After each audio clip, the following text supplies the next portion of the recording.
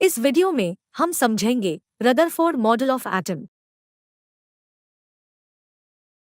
Plum pudding model J Thomson द्वारा दिया गया, पर वो कुछ एक्सपेरिमेंटल रिजल्ट को एक्सप्लेन नहीं कर पाए जो कि एलिमेंट्स के एटॉमिक स्ट्रक्चर से जुड़े थे।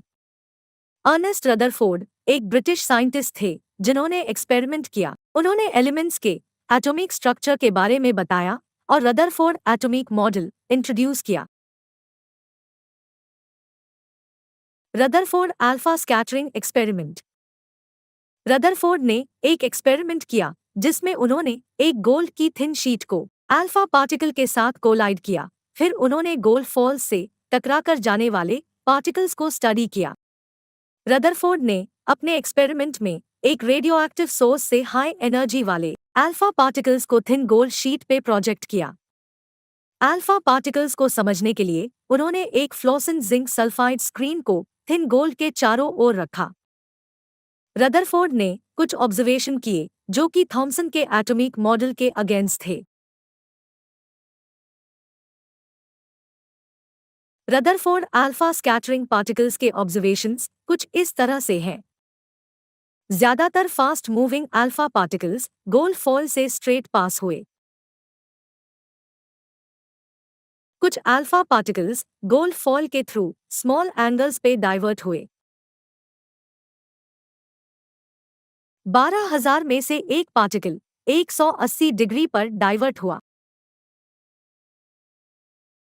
आइए जानते हैं रदरफोर्ड के ऑब्जर्वेशन से क्या कंक्लूजन निकलता है।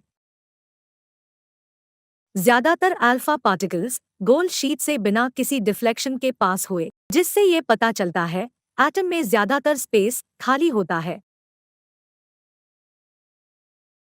कुछ अल्फा पार्टिकल्स गोल्ड शीट के थ्रू स्मॉल एंगल्स पर डिफ्लेक्ट हुए थे, जिससे ये पता चलता है एटम में पॉजिटिव चार्ज यूनिफॉर्मली डिस्ट्रीब्यूटेड नहीं होता। तो हम ये कह सकते हैं एटम का पॉजिटिव चार्ज एक स्मॉल वॉल्यूम में कॉन्सेंट्रेट रहता है। कुछ ही अल्फा पार्टिकल्स 180 डिग्री पे डिफ्लेक्ट हुए, जिससे ये पता चलता है एटम के पॉजिटिव चार्ज का वॉल्यूम ऑक्यूपेशन टोटल वॉल्यूम के कंपैरिजन में बहुत कम है। अपने एक्सपेरिमेंट के बेसिस पर रदरफोर्ड ने एटम का न्यूक्लियर मॉडल प्रेजेंट किया, जिसके फीचर कुछ इस तरह से है। एटम में पॉजिटिव चार्ज सेंटर में होता है, जिसे न्यूक्लियस कहा जाता है।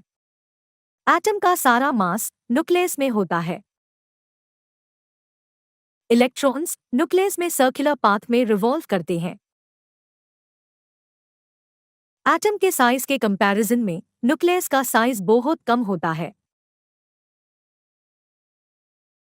Thanks for watching. If you like this video, please like and subscribe our channel.